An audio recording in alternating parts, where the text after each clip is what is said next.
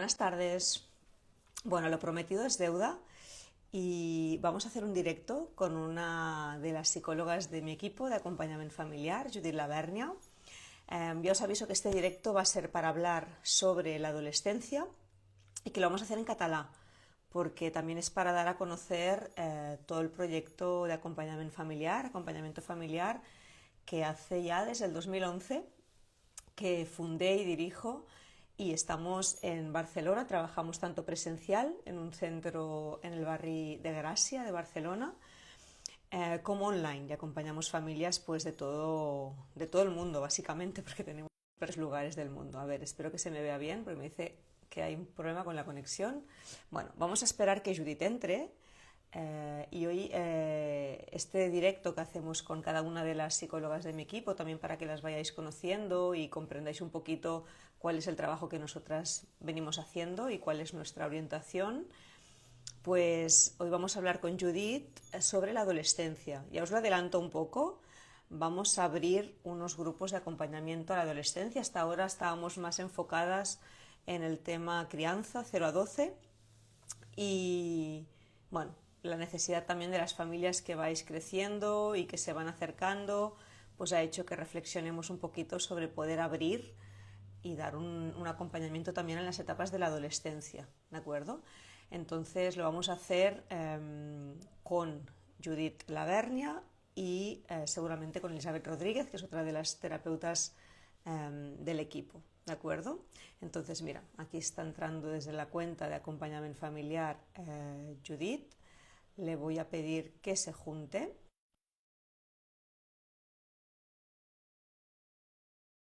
En este directo de media horita, que tan bon punt se junte Judith, vamos a cambiar al catalán.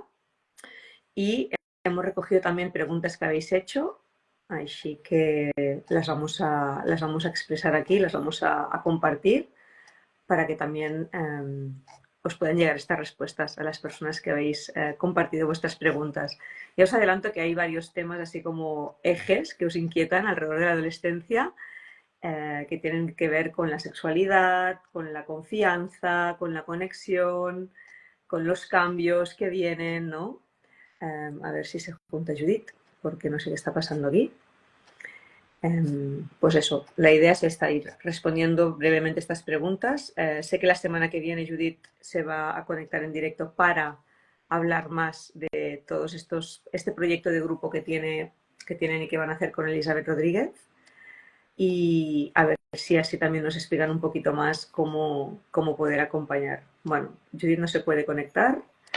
A ver si le mando un WhatsApp, esto es lo que tiene la tecnología, porque le estoy invitando, pero no se puede conectar.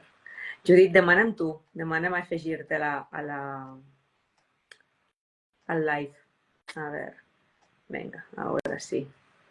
A ver si así lo podemos hacer. Y Judit se conecta.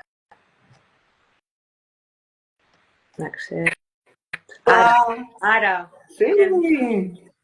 Ho hem He aconseguit. passat de l'ordinador al mòbil. No, en l'ordenador no m'estava entenent i dic, faig canvi mòbil i ja No, està. amb l'ordenador em sembla que no es pot.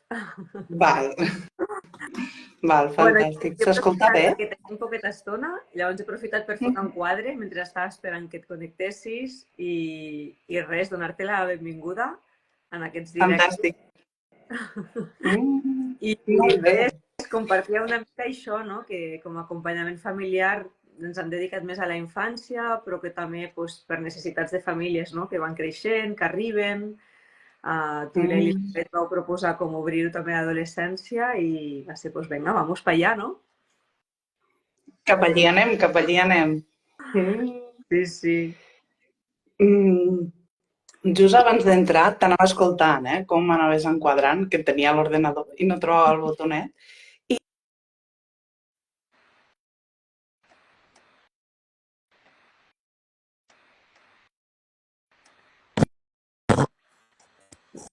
No sé què passa.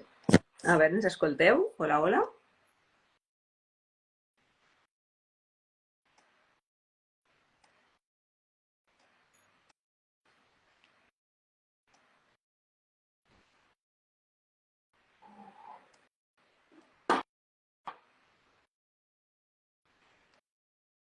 Ens esteu escoltant? Algú sent alguna cosa? Podeu dir per aquí si ens escolteu, o sóc jo, o és la Judit, que s'ha congelat. Vale, sí, sóc jo. Ai, a mi sí que m'escolteu? Vale, a la Judit no, i s'ha congelat. Doncs no sé què ha passat. Està congelada. Aviam. I t'has congelat. Aviam si pot tornar a reconnectar.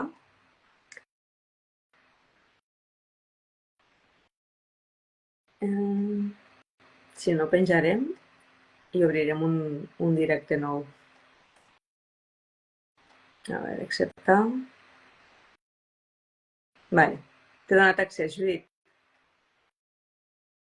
Aviam si pots entrar. Acceptar. Ara? Hola de nou. Bien. Sí, no sé què ha passat. Som-hi. De què en 20 minuts, perquè deu ser de logística. Et vas quedant congelada. No sé si tens mala connexió o alguna passa, Ho Judit. acabo, ho acabo de veure. Abans Bueno, estava amb dades mòbils, m'he ficat amb wifi, vaig a treure wifi a veure si les dades mòbils ens donen per a més. Ara millor?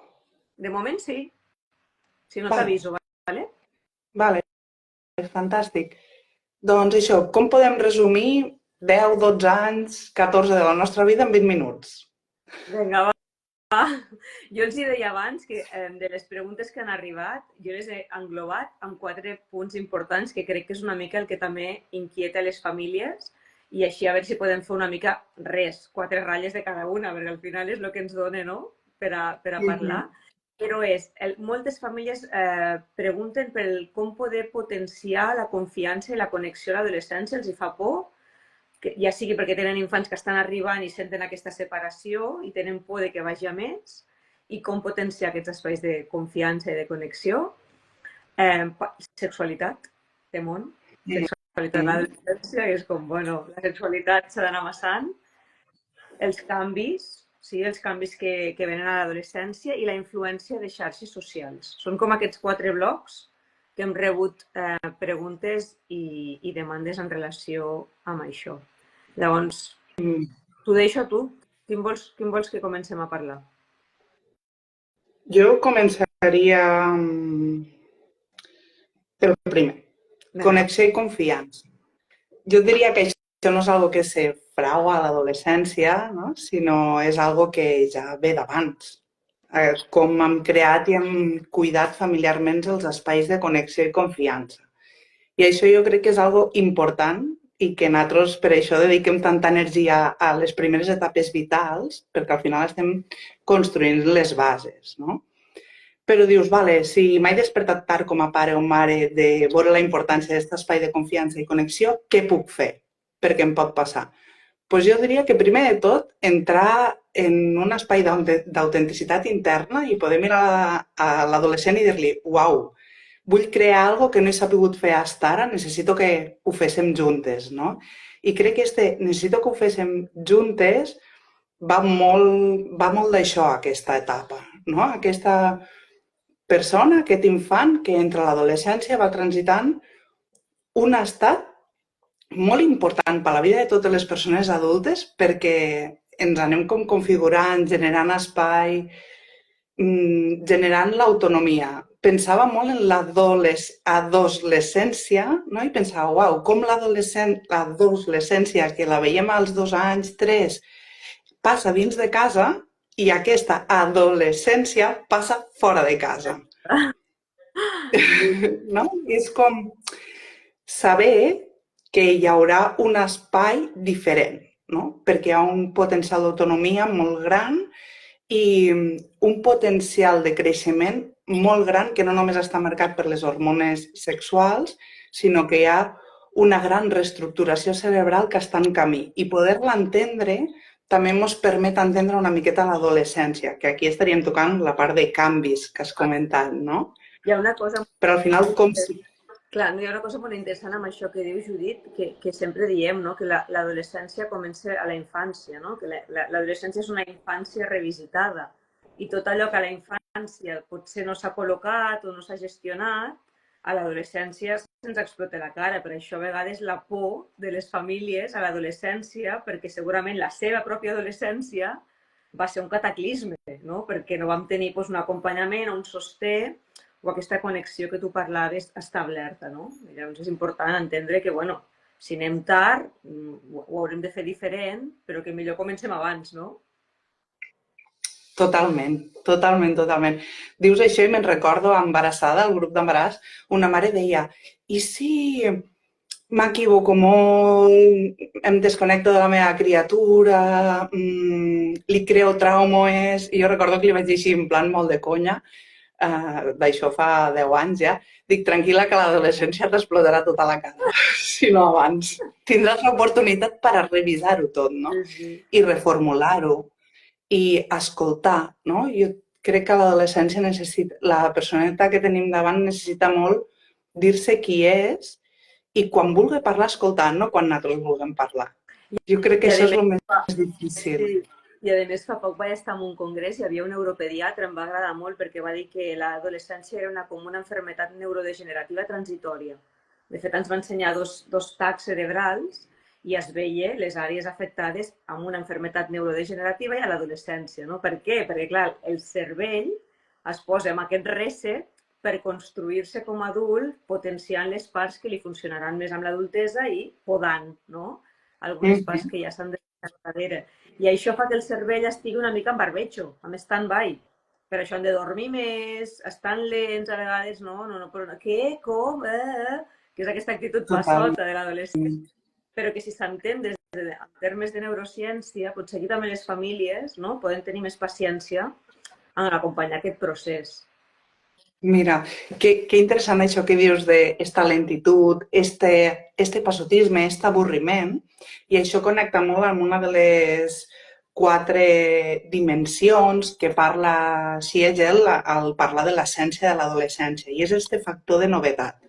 Sí? Amb la cerca d'esta novetat, al final en l'adolescència cerebralment el que passa és que els nivells de dopamina que se segreguen estan molt, molt alterats, no? I hi ha aquesta cerca de novetat que hi ha un punt antropològic, i hi ha una frase que l'he apuntat perquè m'ha encantat, l'adolescència és una part vital de la vida individual i col·lectiva. Este fet de poder anar fora de casa és reduir el risc d'endogàmia, augmentar la riquesa cultural. Bueno, ja sabem, no?, el que fan els viatges en la vida adulta, pues al final és un primer viatge interior molt poderós cap a fora de casa. S'han donat molts de viatges poderosos abans dins de casa, però este és com, buah, cap a fora de casa. I sí que este mateix nivell dopaminèrgic, no?, que fa que pugui anar a buscar coses noves, també obre la dimensió de riscos, no? Que aquí podríem parlar una miqueta, no?, dels riscos de les xarxes socials, que això també és un, un repte que tenim les generacions que estem criant ara, perquè no hem crescut amb això, no? I quan veiem el sistema, just llegint a Siegel era com l'adolescència té tot este potencial creatiu d'estirar el límit, que això és una altra dimensió, no? Tenim la novetat, l'exploració creativa, la implicació social, vull ajuntar-me amb els meus iguals, no? I participar i pertànyer i crear aquesta identitat col·lectiva, i una part d'inestabilitat del sistema límbic, de la part emocional, que me pot fer apassionar-me moltíssim, però també com experimentar molts estats emocionals que pot ser en una infància normativa, més o menys regulada, són nous, no? És com, bum, un boom supergran. I aquí I també hi ha, quan... perdona, amb tot això que expliques, també hi ha aquest factor de que l'adolescència, ara sí que sí, el grup d'iguals comença a prendre molt pes. Llavors, tots aquests factors d'experimentació, de risc, no, aquest perill que les famílies a vegades veuen en la xarxa social, si tot això no s'ha corregulat prèviament, no, i no hi ha aquesta... Per això insistim tant des d'acompanyament familiar en treballar els límits, perquè el límit no només ens ho posa fàcil a la infància, no? Sinó que sembra la llavor de que a l'adolescència es puguin també, o adultes es puguin regular a si mateixos. Però la pulsió del grup d'iguals i la pulsió de que lo de fora de casa és millor que lo de dins, això forma part de l'adolescència, no? Totalment. I mira, hi ha com dues coses, una, com tornar a la connexió, i l'altra, aquesta part de novetat, implicació social, exploració creativa i els riscos, no? El risc de crear, de desenvolupar addiccions, no? Una addicció ja sabem que implica fortament el sistema dopaminèrgic i en l'adolescència hi ha com molta vulnerabilitat en el desenvolupament d'addiccions. No? I ja estem veient a nivell d'estudis d'epidemiologia i totes aquestes coses de salut pública que els adolescents nostres comencen a tindre problemes greus amb xarxes. Com corregular? Això cada família ha de trobar però els seus mecanismes, però sí que és cert que tenim un repte, no? I que crear un espai de reflexió que et fa bé, que t'aporta, un espai divers, un espai on les hores de descans siguin ben protegides. Hi ha un espai de comunicació de parlar sobre les coses, però no des de jo et porto la meva veritat. És a dir, puc parlar de la meva veritat? La curiositat és Exacte. important. Curiositat per què pensa l'altre, no? Que al final en l'educació viva i activa això s'acompanya molt des del principi, però potser no ha sigut un model comú o habitual. Pues aquí serà vital, no? Perquè està adolescent, si tu li dius la recepta, ets un adult que continua imposant la seva història, no? I el que vol és crear la seva pròpia història.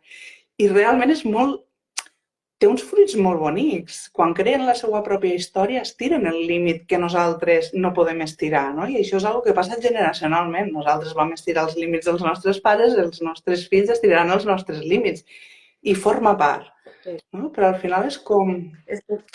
I també és com un procés que un cop llegia, Judit, no sé si estàs d'acord, però com que l'adolescència és un estat biològic i maduratiu únic a l'espècie humana i que serveix per millorar l'espècie. Perquè precisament el poder de l'hormona i el poder de trencar amb lo conegut de la llar és el que fa que arribem a conquistar, a vegades com un pollo sin cabeza i a vegades ens surt bé, però bueno, com a humanitat arribem a conquistar nous reptes perquè prenem riscos. I el risc es pren Totalment. encara que no ho entenguem, encara Totalment. que estiguem de dir, buah, s'estamparà, però el risc és evolutiu també, no? El risc és evolutiu i aquí l'adolescent desenvolupa les seues habilitats per a poder sobreviure ell per si mateix a la vida exterior. Ja han anat practicant, evidentment no comença des de zero, però aquí ja és practico sense la figura referent adulta. Però a la vegada hi ha alguna molt interessant, no? Tornen a estar, és una part vital per al desenvolupament individual i col·lectiu. L'adult necessita ser, és necessari. El problema és que jo em vull allunyar del papa i la mama que al final s'han passat la vida, doncs, papa, mama o figures de criança que s'han passat tota la vida ficant-me límits. Però necessito referents adults sants perquè al final venim evolutivament de créixer en comunitat. I pot ser, és més, si totes anem a la nostra adolescència, segur que teníem algun adult o adulta que en algun moment ens escoltava, ens donava una devolució molt interessant que nosaltres no havíem aconseguit arribar.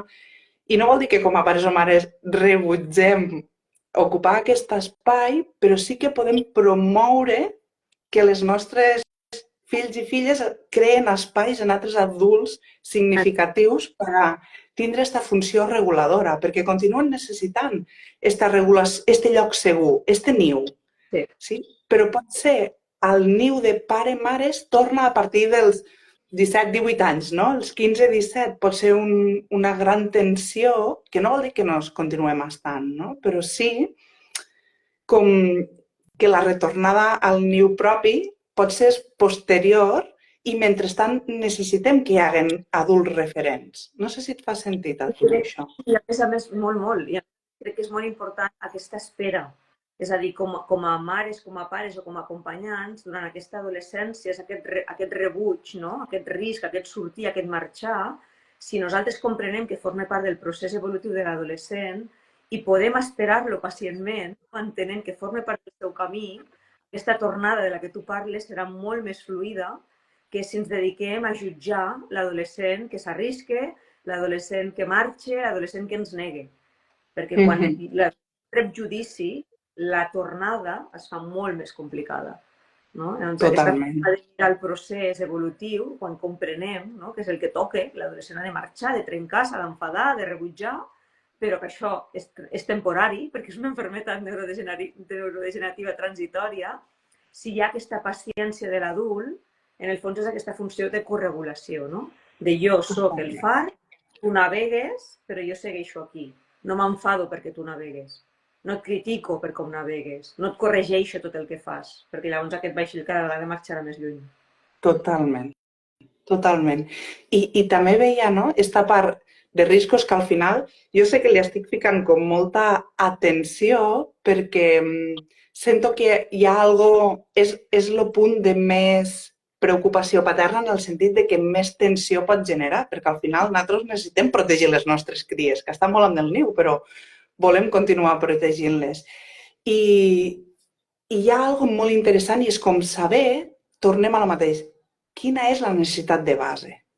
Sí? Si la necessitat de base és trencar un límit, al llibre de Tormenta Cerebral ficava un exemple molt útil i era com si aquells pares que el seu fill va tindre un accident de cotxe i li van tornar a comprar un altre cotxe haguessin vist que la seva necessitat de risc era la velocitat, el superar-se en aquest nivell, en lloc de comprar-li un altre cotxe, l'haguessin apuntat a fer esquí, a fer carreres d'atletisme, haguessin cobert una necessitat sense assumir riscos per a tercers. No? I aquí jo crec que hi ha alguna molt important, no? En aquestes xarxes socials que ens estan dient necessito connectar amb els meus iguals, però els meus iguals avui en dia no surten al carrer, ens connectem en xarxa. No?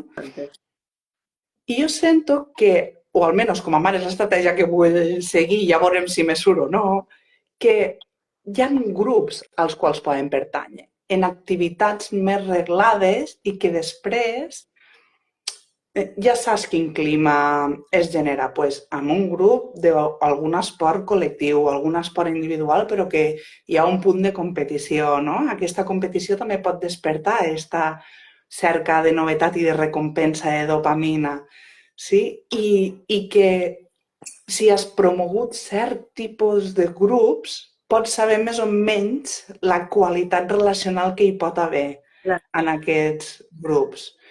No? I poder crear espais fora de la xarxa que siguin col·lectius que es troben entre iguals, on hi haurà segurament l'adult aquest que acompanyarà aquest esport o aquesta música o aquesta robòtica o aquest treball en fang, sigui quina sigui l'activitat extraescolar, per dir-ho d'alguna manera. I estaries com cobrint moltes coses fora del paradigma xarxes. Al final, el que passa és que jo també aquí vull fer un apunt pels adolescents, que és molt difícil no estar a dins del món de la xarxa social a dia d'avui. És pràcticament impossible per un adolescent. Llavors, clar, jo també, quan fan formacions, no, en relació a la tecnologia, a les pantalles, jo sempre dic, o sigui, la prohibició i la negació no és educació, és control i castració. Sí, llavors, clar, un adolescent o un adolescent, quan arriba a aquesta etapa, ostres, necessita que li donem confiança. Ens ha de demostrar que la sap exercir, que en pot fer ús, no? Però, clar, necessita sentir que pot arriscar-se i que entrarà en aquest món de la tecnologia perquè és el que l'impulsa al seu voltant, perquè si no tens un telèfon amb l'etapa adolescent no tens grup i no tens vincle i et perds moltes coses. Llavors, clar, també una mica treballar molt el sentit crític i el pensament crític perquè el que consumeixin, on entrin i com es vinculin, com a mínim ho puguin posar, ho puguin passar per un tamís que nosaltres haurem pogut anar educat o que podem seguir fent amb l'adolescència, no? Llavors, clar, que jo crec que està molt bé sociabilitzar en altres àmbits i construir des d'un altre àmbit, però hi ha un punt que la tecnologia arrasa, hi ha un punt que la digitalització impere, no? Llavors, almenys quan arribin a aquest punt, que nosaltres puguem haver o sembrat aquest pensament crític, o dos, fer-ho al moment, no? De dir, bueno, i què mires? I què consumeixes? A veure, comparteix-me. Perquè, clar, una cosa és el que tu deies abans, som la primera generació que està educant o criant amb l'era digital, no? A mi la meva mare no em seguia a l'Instagram quan jo era adolescent. Em segueix ara, que està per aquí, que l'he vist. Sí? Abans no. Abans no. Ella no sabia el que jo feia. Jo sortia de casa i no hi havia fotos, no hi havia vídeos, no es publicava res. Clar, tot això entenem que els adolescents necessitin amagar-se dels ulls dels pares i de les mares davant de la xarxa social, no? Doncs, bueno, crec que tot això és una complexitat afegida a l'adolescència Gran, d'aquest moment. gran. I també com l'assumpció de riscos, no? En aquest esperit crític d'allò que dic, faig o exposo en una xarxa ja no em pertany al món, Ahí no? està. O no només me pertany a mi, no? Que la vida íntima ja ha traspassat el llindar, que pot ser algo molt bonic en un moment determinat i que ajuda a créixer i altres persones potser abandonen una mica de la seva soledat al veure't, no? A través d'aquí, però hi ha riscos, no? I sí que és un repte, no? Com anar acompanyant en aquest esperit crític a través de les xarxes, no? Com fer-ho? Jo no tinc la fórmula. En realitat sento que això és una que anirem construint aquestes generacions de mira, jo he provat això, m'ha funcionat. Jo recordo estar alguna xerrada teva sobre com gestionar les pantalles. Mira, que ric, no? I que difícil també, perquè com li expliques a algú que aquesta és la teva eina de treball, no? I després vols limitar Clar. el seu ús, no? Si ella tu t'està, o ella t'està veient contínuament fer-ne ús. Sí. No sé com anem de temps, però ens queda, jo diria que connexió, confiança, canvis, n'hem tocat una miqueta, no hem tocat la dimensió de la sexualitat. I des de les xarxes podem... Una pinzellada de la sexualitat, perquè crec que moltes famílies també tenen aquesta por, no?, de que l'adolescent, quan a dia d'avui sabem que la sexualitat tal i qual la coneixem més com a genitalitat, comença molt abans de l'adolescència. Els números parlen. Estem tenint pràctiques genitals a dia d'avui entre els 12 i els 13 anys que abans començaven a partir dels 16 o els 17. O sigui, doncs, aquesta edat de canvi també ve molt influenciada, doncs, evidentment, per xarxes socials i per tot el fenomen de la hipersexualització, no? Però, bueno, abans de començar amb aquesta sexualitat, també, com per ja tancar aquest directe, Judit, també com explicar una mica, no?, que aquest període de pubertat i de canvi que precedeix l'adolescència a mi també això em va sorprendre molt, no?, quan ho vaig estudiar a la facultat, que abans d'arribar a aquest període de canvi explícit, són 2 anys d'hormones, de processos interns, de coses que van passant a nivell interior del cos, que fan que moltes vegades les famílies vinguin i diguin que està adolescent. Home, en 8 anys difícilment està adolescent, sí? Però amb 11 o 12 estan entrant allà, no? És aquest tic-tac, no? Que comença... Als 8 anys, al final, jo sento que el que veiem les famílies és que el món de ma mare i mon pare no són els únics. No? És l'etapa del no retorn. Jo crec que...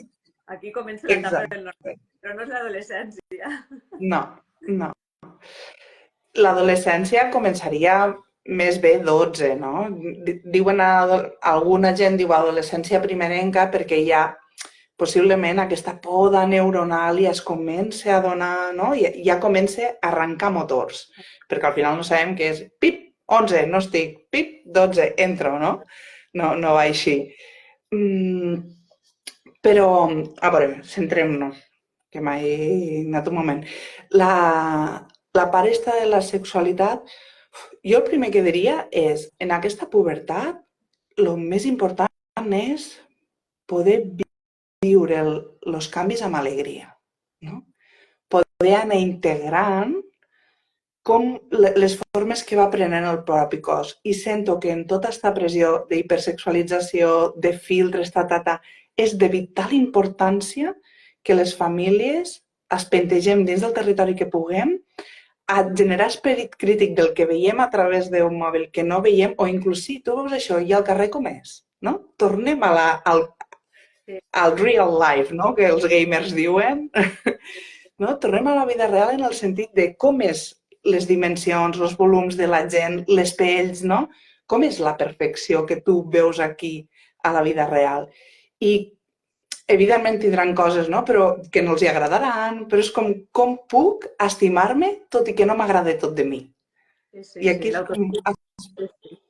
es pentejar aquesta autoestima, no? Com cuidar-la molt en aquestes primeres etapes, sabent que si tinc un infant, independentment del sexe que tingui, que està madurant de les primeres o de les últimes de la seva edat, tindrà uns reptes particulars, perquè són els extrems, no? I els extrems sempre hi ha un punt de vulnerabilitat, o bé perquè obre camí, o bé perquè tots estan en una sintonia que jo tinc ganes d'arribar, però el meu cos encara no hi ha arribat, no? I aleshores hi ha algo de lluita interna, poder.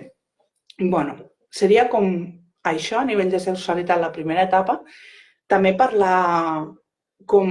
Jo sempre soc partidària de tindre molts llibres a casa, no? D'anar portant llibres. Des que et coneixem, sabem la teva devoció pels llibres. Sí, sí, sí. Jo què sé, m'he digut reencarnar, devia viure prop de la biblioteca d'Alejandria en su moment, La deus saps? tenir a casa. Sí, uns quants, m'encanten. I crec que això facilita, no? Veure i llegir nosaltres també. Què passa amb aquesta etapa? Al final, sempre ho invitem, no? Qualsevol etapa de la vida de les nostres criatures o de les criatures que acompanyem en un entorn educatiu o el que sigui, ens posa davant la nostra etapa vital perquè la revisem i perquè l'ordenem. No? I al final jo crec que això també és important, ordenar com va ser la nostra sexualitat.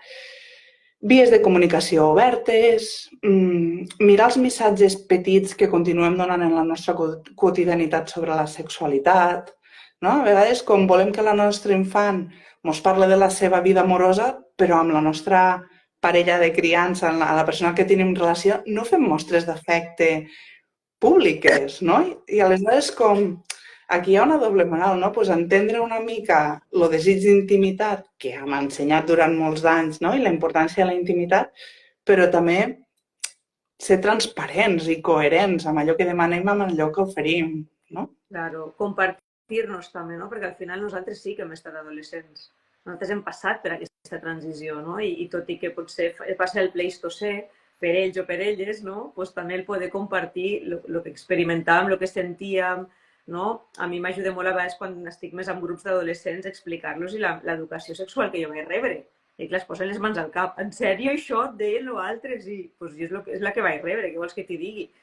No? I no teníeu vídeos, i no hi havia Instagram, no hi havia mòbil, no hi havia res, hi havia una cosa que es deia VHS, que posaves una cosa dintre i li donaves, saps? Al·lucinen, no?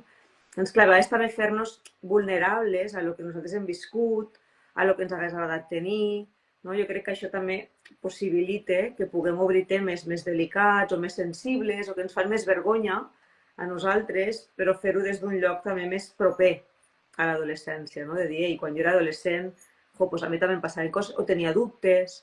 Llavors, jo tinc la sort, entre cometes, que tinc molts fillols i nebots i nebodes, de fills i filles d'amigues, infants que he vist inclús néixer, que ja tenen 15 anys, no?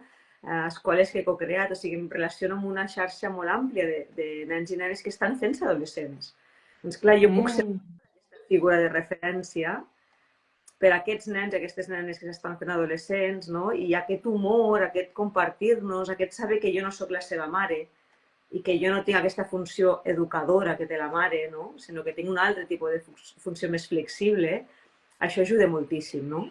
I crec que per això, Judit, surt d'aquí una mica la idea de poder treballar una mica en grup, no? El grup d'adolescents, per tot el suport que dona aquesta xarxa d'iguals amb una referent que no sigui la mare o que no sigui el pare, no? Sinó que és algú, bueno, més desenfadat. No? Totalment, totalment.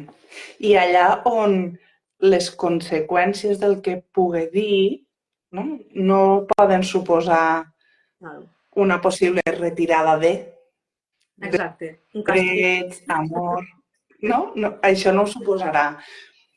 Evidentment, si hi ha la suficient risc, hi haurà una transmissió d'informació, no? I això és una que també ha de quedar, l'adolescent ha de tindre molt clar, però dins d'uns paràmetres de salut i de comprensió de l'etapa hi ha còmplices, no? Altres adultes, i això està, també. Forma part de la intimitat que comença a desenvolupar-se i dels territoris que són propis, no? Que no són compartits amb les adultes que ens han gestat i portat al món i ha acompanyat el creixement. No? És el moment de començar a desplegar les ales. Les ales ja estaran ficades. Em sembla que la setmana que veu l'altra ja ho publicarem, faràs un directe amb l'Elisabet Rodríguez per parlar d'aquesta proposta de grups d'adolescents que començarem activitats d'acompanyament familiar, així que ja ens explicareu més quan feu el Super. directe com Sí, anirà sí. tot ple. Bueno, Judit, pues escolta, un plaer. Encantada de trobar-nos amb aquest format virtual Sí. també. Això quedarà Moltes penjat perquè ho gràcies. pugui veure i que aprofitin les famílies per escoltar-ho molt. Sí, i fer un viatge, no? Perquè 20 minuts no sé si poden recollir tot el que es mou, Hem no? exprimit molt, eh? Que disfruten. Al final és continueu disfrutant dels vostres fills i filles i admireu, no? Les passes que van fent i això és important.